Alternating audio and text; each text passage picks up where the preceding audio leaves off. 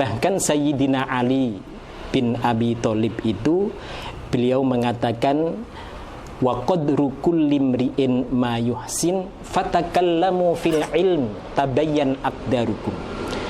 Nilai seseorang itu tergantung kemampuannya, dan kalau kamu ingin terlihat seberapa kehebatanmu, maka bicaralah yang ilmiah.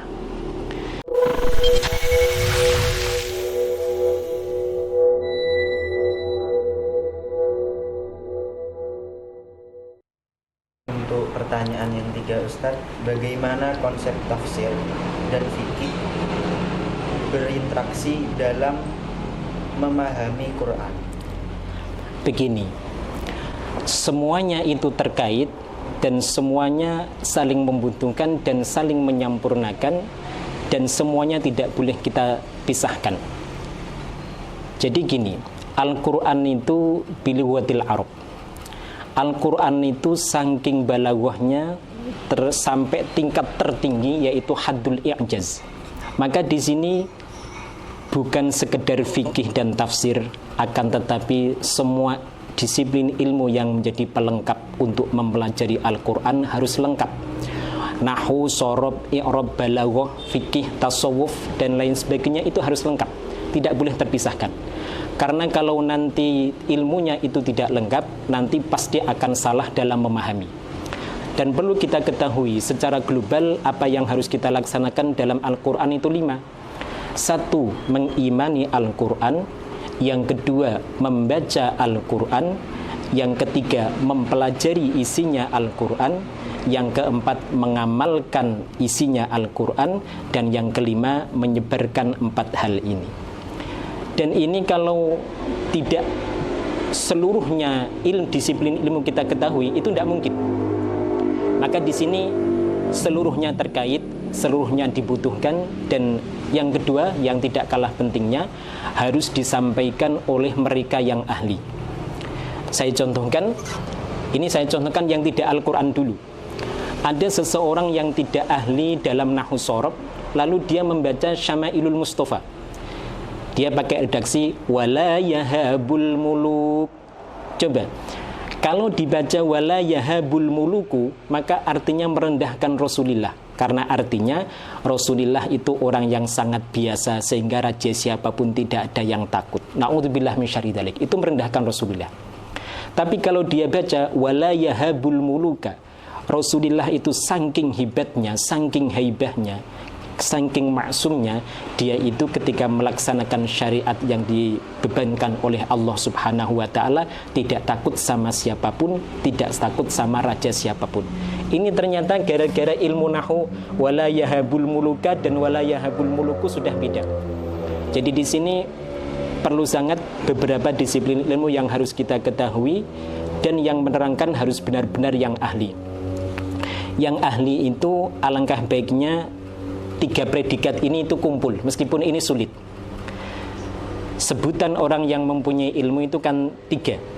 1, ahlu dzikri. Yang kedua, robbani. Dan yang ketiga, ulama.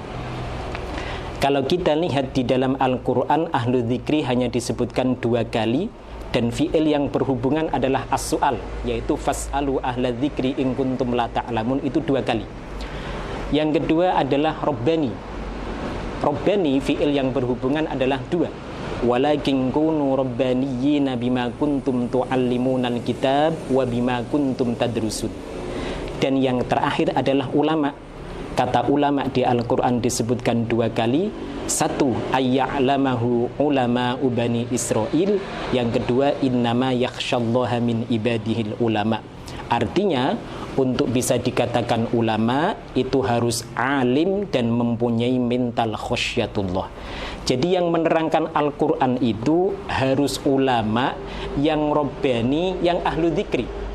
Karena kalau tidak yang demikian itu nanti pasti akan ngawur. Lemah ilmu tasawufnya ngawur, lemah ilmu tauhidnya ngawur. Saya contohkan kemarin, sebagaimana ayat Ar-Rahmanu 'alal 'arsy istawa. Coba, bagi orang yang tidak tahu ilmu tauhid, maka dia akan mengartikan yang pasti bertentangan dengan tauhid kita. Nanti dia akan masuk ke mujassimah.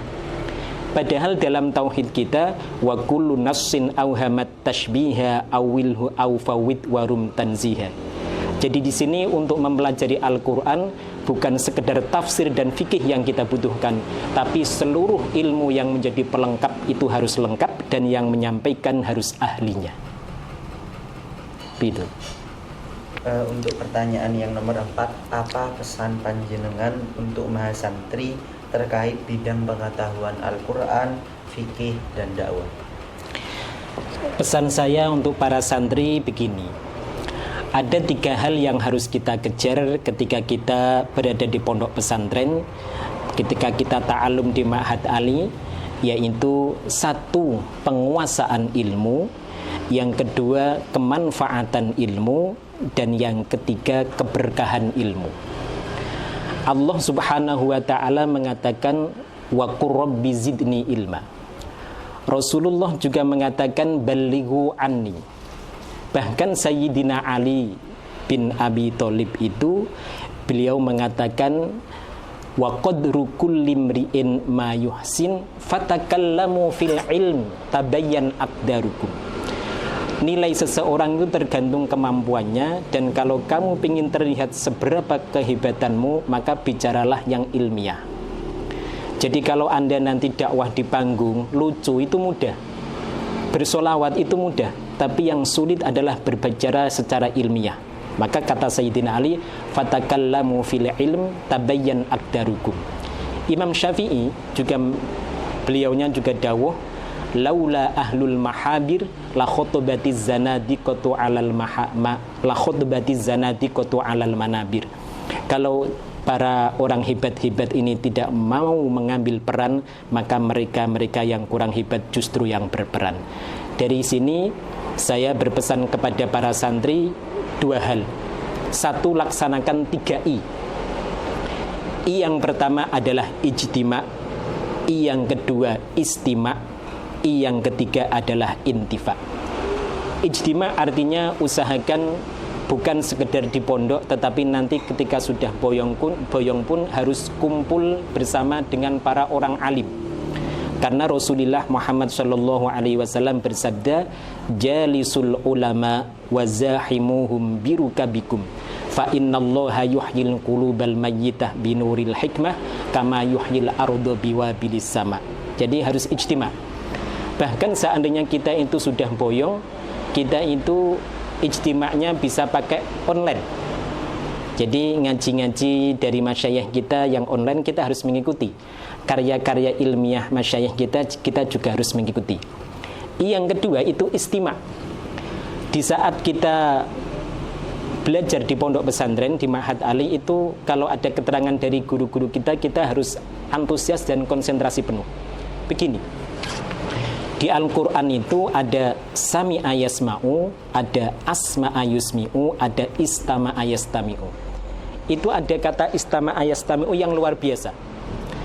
1, wa idza quri'al qur'anu fastami'u lahu wa ansitu la'allakum turhamun. Yang kedua, alladzina yastami'una al-qawla fayattabi'una ahsanah. Yang ketiga ini masalah jin.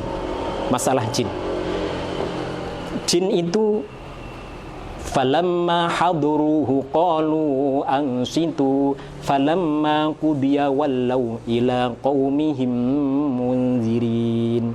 Itu ternyata begini, untuk la'allakum turhamun, untuk bisa yattabi'una ahsanah, itu harus istima'. Bahkan ini yang ketiga, ini yang luar biasa, untuk bisa wallau ila qaumihim munzirin, itu harus yastami'un, harus yastami'. Maka kecerdasan di pondok, kepandaian di pondok itu tidak jadi tolak ukur.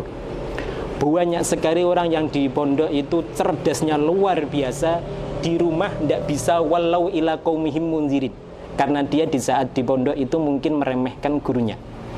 Tetapi kalau dia itu yastami'un, maka nanti Allah akan membuat jalan. Allah karena maha kuasa, Allah akan membuatkan jalan wallau ila qaumihim munzirin.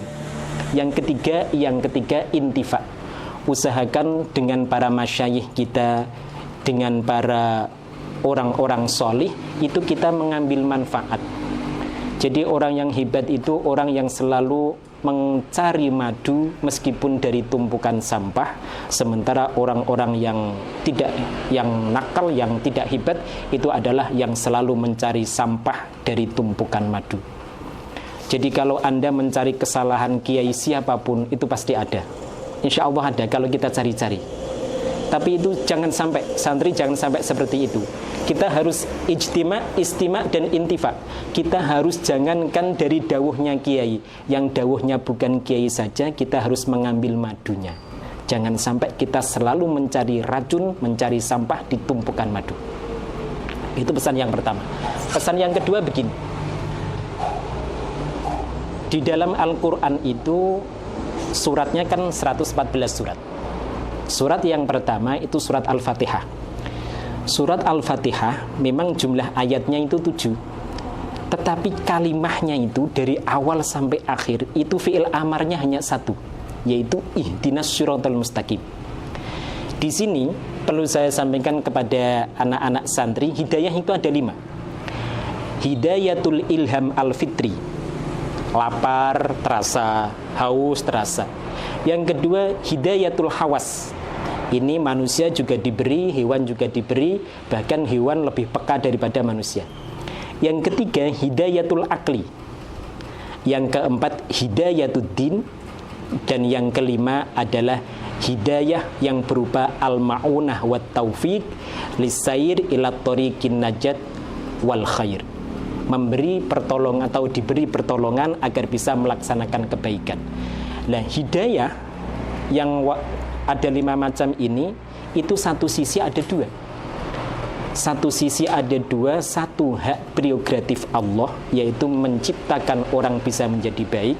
Yang kedua, hidayah dalam arti menunjukkan orang lain, memberikan pengetahuan kepada orang lain agar menjadi baik. Dan ini beda.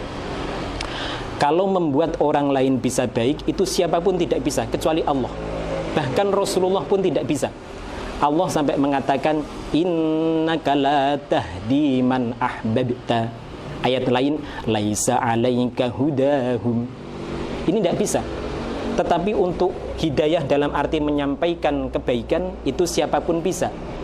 Allah Subhanahu wa taala ketika mensifati Rasulullah, wa innaka latahdi ila siratim mustaqim. Maka maksud saya begini, nanti para santri itu ketika berdakwah itu jangan sampai putus asa gara-gara yang kita dakwai belum sebaik yang kita kehendaki. Karena tugas kita hanya menyampaikan, sementara hasil Allah lah yang menentukan. Itu pesan saya kepada para santri. Jadi jangan putus asa berdakwah, karena hasil Allah yang menentukan, kita hanya menyampaikan.